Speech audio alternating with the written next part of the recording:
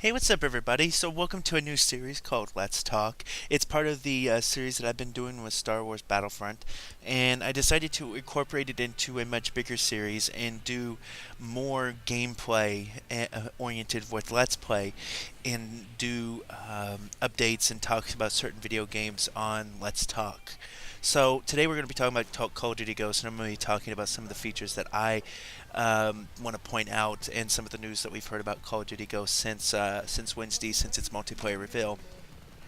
So I'm going to talk real quick about what I think about it, and then I'm going to get into these new features that have been talked about and been posted on certain media sites, and then we'll talk about the PC version because there was nothing talked about that or the Sony PlayStation versions. So let's get into that. So basically, with Call of Duty Ghost, I went into this before the multiplayer reveal on Tuesday, thinking that this was going to be just like any other Call of Duty game. They weren't going to change. They weren't going to do anything for next gen consoles. But so far, we haven't seen the next gen version. But they've come out and said that all versions are going to be the same, just different levels of graphics. But I think with next gen, they could do so much more, and this is their starting point with a new engine. I've asked myself, is this a new engine, or is it just a heavily modified engine? Because if you don't know this, it's a modified version of the Quake engine that was made by ID Software, ID Software that makes Rage and all those different games. But it's it looked somewhat the same. There were some features in there like the sprint. Some of the third-person animations look the same from Modern Warfare 3. I love the new sounds that they've done. That's probably one of the biggest features I think they've actually created was the sounds in different structures in different areas that you're in. If you're in a tin metal room, like they showed, it's going to sound different than you are outside, and it's going to sound a lot different. So I like the new sounds that they've done. A lot of things I've heard, they'll sound like they're from previous Call of Duty games, some of the actual weapon sounds. But anyways, the dynamic, I guess you could say, scripted destructible environments are all right, I guess. It doesn't change up the map so much because once you get into a game and you play on a map that has that stuff, you're going to say, oh, well, I know, like, on that gas station, it's going to explode. I'm not going to go anywhere near because if there's someone sniping close by, hey, I'm not going to get anywhere near that. I think it feels like, some trolls and some noobs will go straight for that and say, oh, I can destroy that. I'm going to destroy that. I'm going to destroy that wall. Go ahead and destroy that wall. Me, personally, when he threw the C4 on the wall, if I was that guy behind that wall, I would have already destroyed that wall. I would have already had it so I could open up lines of sight for me to view so I could snipe. But maybe he didn't have a sniper rifle. But anyways, I see that, and I think in a little tiny bit, that they're trying to, in competition with Battlefield, and you can't really compare the two games in a way because each game is different in their own respective ways. Arcade shooter is what Call of Duty is. Close action, close quarters, up in your face combat. And Battlefield is basically combat everywhere. You can have a jets flying over a tank battle on the other side of the map while you're over here in a building having a firefight. So, they're two different types of games, and I don't think people should compare them. It's like comparing, I would have to say, comparing Fallout to Call of Duty. They're both totally different games. So basically, I see that they're doing a lot of features like this chopper right here. This looks like a throwback to the chopper that you could fly in Black Ops. So I think that's kind of cool. I think, they're going for a more different aspect of perks being on the ground now than up in the air. That's all right. I think it's, they're trying to go more for the soldier than they are for the kill streaks in this game. And I mean, they're adding new kill streaks, which I'll get to later. But this game just looks so awesome. Pointed out by IGN, I was watching their live stream about this, and someone said, I think it was Bobby that said, I would not throw C4 on there and run across that. I mean, if I was that guy that was behind him, I wouldn't run across that because I saw him throw the C4. I would have shot that guy in the back before running across there, and then his C4 would have been neutralized. So I kind of feel that some of their stuff that they're trying to make cinematic stuff in multiplayer. I think it's not going to work right now. They're going to look at it and say, okay, well, we can do more than just that. Make it non-scripted. Make everything like that in the game. Maybe So it's my point of view on the game. Women in the game, awesome. It's been done in other games before, but it's new to Call of Duty. I wish people would stop comparing a lot of games to Call of Duty to a lot of other games, because Call of Duty you can't compare. So, anyways, I want to get on to some points that I want to bring up, and I think the PC version, I am a PC gamer. I will always be a PC gamer. If there's a game that I can't get on PC, yeah, I will fork out the $60 on console to get it. But there was some info on Kotaku. I logged on to Kotaku today and saw this info and said, well, I have to add this to the video.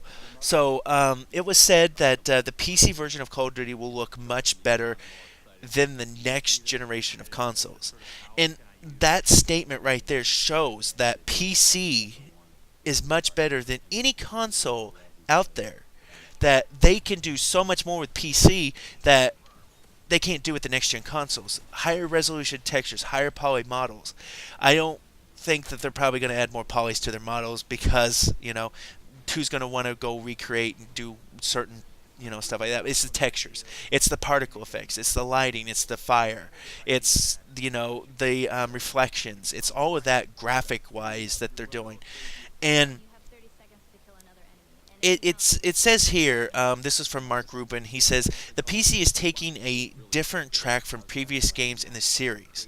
Now, if you notice, Black Ops 2 basically used a rudimentary version of DirectX 11 with tessellation and FXAA and ambient occlusion. I think that's cool. It was all right, but it didn't really add a graphical, boost to the game. They've also said that the previous Call of Duty games, were always ports of from the PC. I mean, from the 360 or the PS3, and I can't wait to see what it's going to look like. Maybe they'll release some screenshots of it and show us side-by-side comparisons from next gen to current gen and all of that. But that's I can't wait for it. I'm not going to pre-order it. I've already got a lot of games pre-ordered this year. I'm going to wait and buy it next year when the hype goes down on it and there's not a lot of I guess new people on there. I'll join in and there already be skill-leveled people in there. Hopefully, But another one of the features that I wanted to talk about that I was hoping that would be back in Ghost for the PC version anyways, because it's a lot easier to do it on there. But they announced that live streaming and theater mode will not be returning to Call of Duty. Does that mean not just to Call of Duty Ghost or Call of Duty in general? So we don't know. It says here, now this is I think it's by a Infinity Ward staff member. He says, we're continuing the work that Treyarch did. Esports is a big innovation for us. Black Ops 2 really did a lot with esports. They did that spectator thing with esports, and which was pretty awesome. And they go on to say, so not all the feature set that we had in Black Ops 2 will transfer over. So, for example, the streaming from the game feature won't be during this year.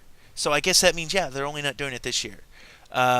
The way that it worked in Black Ops 2 is that you had a current resolution that you could output. We didn't really see the community adapting, so we've taken the feature out in Ghost. Does that mean Treyarch will add it in the next Call of Duty game? Probably, because that's what they created. They created theater mode. They created the live streaming in there. I like the live streaming thing because you didn't have to load a program.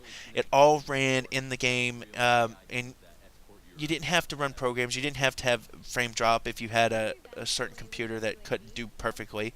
So, yeah, I see that being a little stupid now.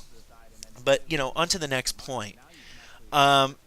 This is returning from Modern Warfare 3's Assault, Specialist, and Support Strike packages. Everybody knows them. I loved them because I could take my classes and say I want to be Specialist, I want to be a Support, I want to be Assault on some of these. When I unlocked those, and it was really cool because unlike the rest of the Call of Duty games, it was you had 3 kill streaks. They were across all your classes. That was it. Now I can customize my classes again to my liking with all of this. And like I said in the beginning of the video, most of the kill streaks are now ground based. UAV is now a SATCOM little like satellite dish that you throw on the ground. That's going to be hard for people to throw that in different places and hide it. It's going to be laying out right in the middle. But I can't wait for this. It's going to be awesome. And on to the next point.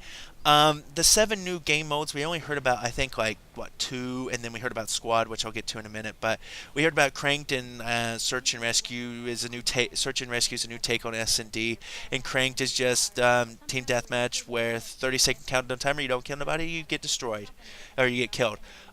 We got 30 new weapons. I don't think all the weapons have been named yet. We got a new create a soldier thing, which I'll get into now. We have over 20,000 ways to create our soldier now. And when I heard about this, I was like, well, does that mean, like, if I pick customizable feature on my character that's basically not a lot of gear, will that make him move faster?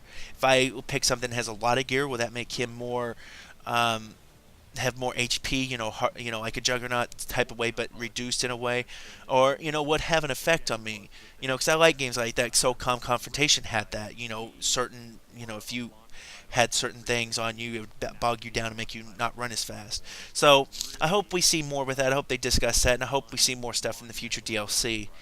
I'm going to skip the season pass. I was going to talk about that, but really it's same thing over again. You just get an extra team leader digital pack with it. $49.99, overpriced. We'll not pay for it. We'll wait and see which DLCs I want to pick from that I want to buy for $14.99, which I see is a reasonable price. But anyways, on to the squad feature, which I really want to talk about before I get done with the video. We have squad versus squad. We have squad assault. We have war game, and we have safeguard. These are new. These are awesome. I can't wait for these. Assault Squad is a play in an epic 6-player co-op match against offline squads. So that's really cool. You can bring your friends in, and we can play against these squads that other people have created with their classes and have fun with that. Safeguard is a 4-player co-op mode inspired by Survival from Modern Warfare 3's Wave Mode. I really like Wave modes. I really love the zombies. I really love all that. So I can't wait to see that in this game and see what they've done with it. I've heard you can use all your stuff that you've unlocked in multiplayer in here. Squad versus squad is basically you and another player versus his squad, people that he's created, versus your squad that you've created, which is pretty cool. I can't wait for any of this. I'll probably be playing this more because I like the idea behind it, and you can actually earn XP and unlocks from this. I don't know if it's like Modern Warfare, Black Ops 2, where your XP is cut in half. I probably think it is. It's probably something like that. But anyways, you can you can customize your AI in here. They said that, I think it was in the offline squad Assault, that when you're playing against the AI, they play just like the real players. They play just like, like a pro player would play almost, I guess you could say. That's the way they program them. I can't wait to see that because I want to see exactly if that's actually true or not. I don't, AI is pretty easy to script, and you can script them any number of ways. But I hope to see that, and some of the new features, the knee slides and all of that. The new lean and peek. They act like the lean and peek is brand new to Call of Duty, but Call of Duty has lean and peek since Call of Duty 2 on the PC. Treyarch has introduced it to every game. Infinity Ward stopped doing it after Call of Duty 4, but lean and peek's been on the PC. Q and E. This is nothing new to Call of Duty. It's new to the consoles, nothing to Call of Duty in general. PC has always had it, at least in in Treyarch's eyes. Will we see mod support with this for PC? Probably not. Black Ops was the last game we had mod support for, and I think it was pretty cool. Hopefully we get mod support with this. But to me, I will probably just see if I can borrow a friend's copy on the PlayStation 3 or Xbox, whichever one they have, or which one my friends have. I basically probably won't buy this till next year. It won't see my cash this year. Battlefield 4, Watch Dogs, GTA 5, those games are seeing my cash this year. Still got a pay off Titanfall. But anyways, I hope you guys like this. I was going to do a dual com with this today, but that didn't work out. Going to do a dual com probably soon with the Battlefield series of Let's Talk. But hope you like this video. Hope you find it informative. A lot of this info came from Charlie Intel, and you can find all that info in the description. The PC info came from Kotaku. I hope you guys like this. I hope you guys think this is a cool series that I'm coming up with, because I'm going to be doing more with Battlefield after Gamescom next week. But this is Clone Trooper 163, and have a great day.